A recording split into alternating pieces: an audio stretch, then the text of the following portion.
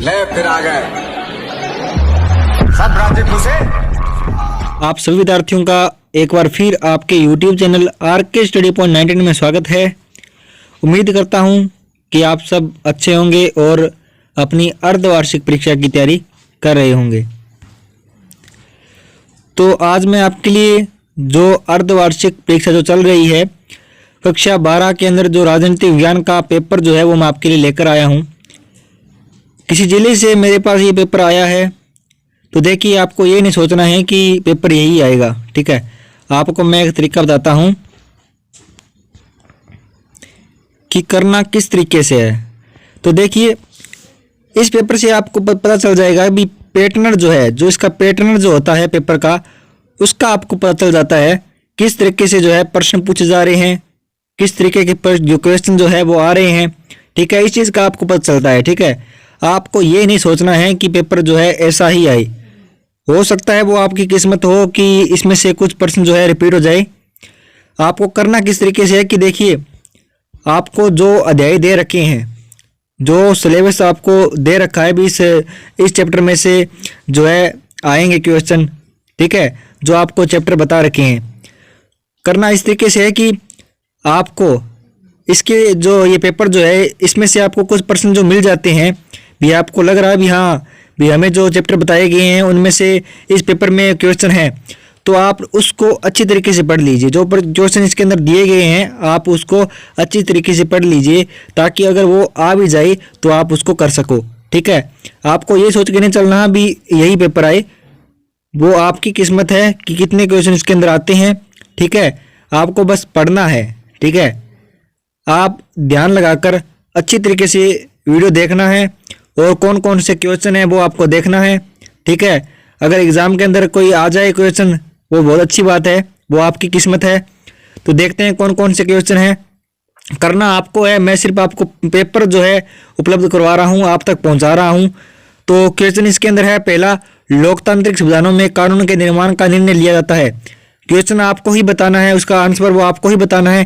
किस आदेश के द्वारा न्यायालय किसी गिरफ्तार व्यक्ति को न्यायालय के सामने प्रस्तुत करने का आदेश देता है। उसके बाद तीसरा क्वेश्चन है कि भारतीय पुलिस सेवा निम्न में से किसके अंतर्गत आती है। चौथा क्वेश्चन है संसद के दो अधिवेशनों के बीच अधिकतम समांतर होता है, ठीक है, वो आपको बताना है। द रिपब्लिक पुस्तक का लेखक है, ये आपको बताना है। आपको अगर इनमें से कोई भी क्वेश्चन आ रहा है, किसी क्वेश्चन का जो आंसर आपको पता हो तो आपको कमेंट में जरूर बताना है। उसके बाद है रिक्त स्थान जो है, रिक्त स्थानों की पूर्ति करना है। अधिकतर संविधान कुछ खाली स्थान अधिकारों की रक्षा करते हैं, ये आपको बताना है। संविधान में नीति निर्देश तत्वों को रिक्त स्थान के माध्यम से लागू करवाने की व्यवस्था नहीं की गई है। उसके बाद आठवां क्वेश्चन है कि परिस्थितियों के मद्देनजर संविधान में दिए गए खालिस्तान की नियंत्रण पुण्य व्याख्या की जा रही है, ये आपको बताना है। आप इसको देख लीजिए, आप इसका स्क्रीनशॉट भी ले सकते हो, ठीक है। 10वां क्वेश्चन 9वां क्वेश्चन आप देख रहे हो। 11वां क्वेश्चन है कि भारतीय संविधान सभा की रचना 1935 संविधान की प्रस्तावना के आधार पर हुई। यहाँ पे आपको बताना है कि सत्य है सत्य, ठीक है, भी ये सत्य है या असत्य है। 12वां क्वेश्चन है संसद कानून बनाकर मौलिक अधिकारों को परिवर्तित कर सकती है, ये आपको बताना है कि सत्य है या असत्य। राजनीतिक भी तरीके से निजी स्वार्थ साधने की कला है, ये आपको बताना है कि सत्य है या असत्य। 14वां क्वेश्चन है कि व्यक्ति पर भारी प्रतिबंधों का अभाव ही स्वतंत्रता है, ये आपको बताना है कि सत्य है या असत्य। उसके बाद है अति लघुतरात्मक प्रश्न है। 15वां क्वेश्चन है कि सामान्यतः मूल अधिकारों को कब सीमित किया जा सकता है। 16वां क्वेश्चन निवारक नजरबंदी किसे कहते हैं। 17वां क्वेश्चन संसदीय कार्यपालिका वाले किन्हीं दो देशों के नाम लिखिए। 18वां क्वेश्चन राज्यपाल की नियुक्ति किसने द्वारा की जाती है। 19वां द सटानिक वर्सेस पुस्तक के लेखक का नाम लिखिए। लघु उत्तरात्मक प्रश्न है समता के अधिकार में कौन कौन से अधिकार सम्मिलित है। भारत के राष्ट्रपति की स्थिति को स्पष्ट कीजिए। भारत के वास्तविक कार्यपालिका कौन है। 22वां क्वेश्चन देखिए यहाँ पे, भारत में वास्तविक कार्यपालिका कौन है। 23वां क्वेश्चन राजनीतिक सिद्धांत क्यों प्रासंगिक है, कोई दो तर्क दीजिए।